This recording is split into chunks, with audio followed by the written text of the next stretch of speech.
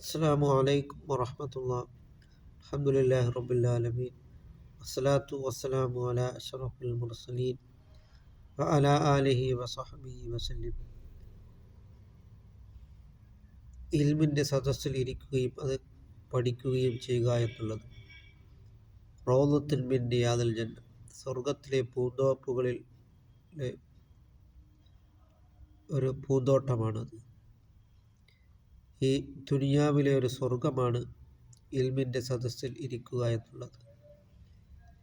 അൽ ഉലമാ വറസത്തുൽ അംബിയാ, ആലിമീങ്ങൾ അംബിയാക്കളുടെ അനന്തരാവകാശികളാണ് എന്നാണ് സയ്യിദുനാ റസൂൽ കരീം സല്ലല്ലാഹു അലൈഹി വസല്ലം തങ്ങൾ പറഞ്ഞിട്ടുള്ളത്. അതുകൊണ്ട് നാം നാഫിയായ ഇൽമുകളെ നാം പഠിക്കുകയും അത് പ്രചരിപ്പിക്കുവാനും നാം ശ്രമിക്കുക. അക്രിമിൽ ഉലമാ, നിങ്ങൾ ആലിമീങ്ങളെ ബഹുമാനിക്കുവിൻ എന്നാണ്.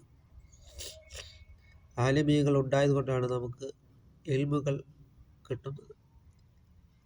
ആത്മീയമായിട്ടുള്ള വിജ്ഞാനങ്ങൾ നമുക്ക് ലഭിക്കുന്നത് ആലിമീങ്ങൾ ഉണ്ടായതുകൊണ്ടാണ്.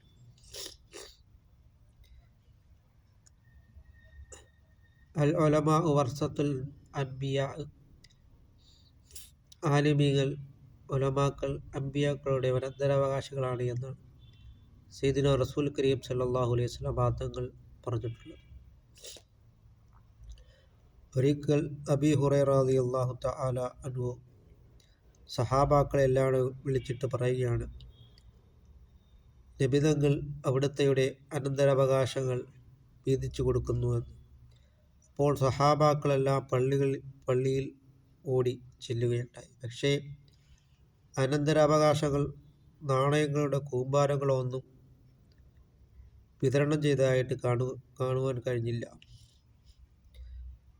അപ്പോൾ അബീ ഹുറൈറ റളിയല്ലാഹു തആല അൻഹു പറഞ്ഞിട്ടുള്ളത്, നബി തങ്ങളുടെ അവിടുത്തെയുടെ വിജ്ഞാനങ്ങളാണ്, ഇൽമുകളാണ് അവിടുത്തെയുടെ അനന്തരാവകാശമെന്നാണ്. അതുകൊണ്ട് നാം ധാരാളമായി വിജ്ഞാനങ്ങളെ കരസ്ഥമാക്കുവാൻ നാം ശ്രമിക്കുക. അല്ലാഹു തആല നമുക്ക് നാഫിയായ ഇൽമിനെ അല്ലാഹു തആല പ്രദാനം ചെയ്യുമാറാകട്ടെ.